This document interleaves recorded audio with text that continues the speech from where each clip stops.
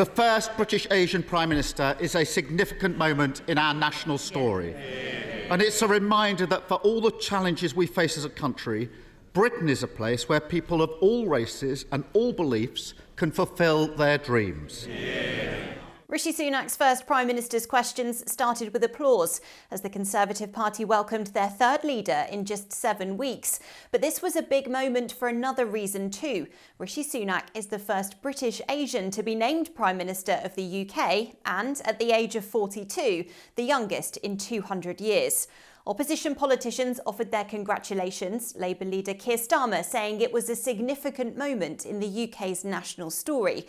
But that was where the niceties ended and the challenges for the new PM really began. Was his Home Secretary right to resign last week for a breach of security? Prime Minister. Well, Mr. Speaker, can I thank the Ronald gentleman for his kind and indeed generous welcome to the dispatch box. I look forward to Prime Minister's question time with him, and I know that we will have, no doubt, robust exchanges, but I hope that they can also be serious and grown up. So I look forward to it. Well, he asked about the Home Secretary. The Home Secretary made an error of judgment, but she recognised that. She raised the matter and she accepted her mistake. And that's why I was delighted to welcome back into a united cabinet that brings experience and stability to the heart of government. We can all see what's happened here. He's so weak, he's done a grubby deal, trading national security because he was scared to lose another leadership election. There's a new Tory at the top, but as always with them, party first, country second. Another issue that may dog the new Prime Minister is his decision to give hard-right Conservative MP Suella Braverman the Home Secretary job, just a week after she resigned from that same post for breaching ministerial guidelines. Ms Braverman sent government documents from her personal email account, which the Prime Minister referred to as an error of judgment.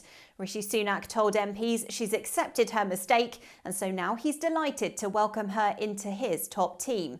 Keir Starmer, though, wasn't happy, asking the Prime Minister if officials had raised concerns about his decision to appoint her, and accused Mr Sunak of doing a grubby deal to win a leadership election.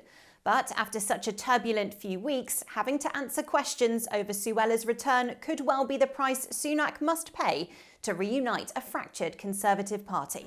Mr Speaker, he says he'll protect the most vulnerable. Let's test that. The government currently allows very rich people to live here but register abroad for tax purposes. I don't need to explain to the Prime Minister how non-dom status works. He already knows all about that. Rishi Sunak is a wealthy businessman and his wife the daughter of an Indian tech billionaire.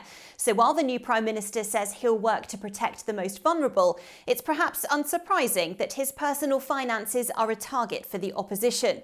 Labour's Keir Starmer homed in on the Conservative Party's approach to non-domicile arrangements, rules that allow people to avoid paying UK tax on overseas income. Why? Because Rishi Sunak's wife had that status, with some estimates claiming she would have avoided paying millions of pounds in tax.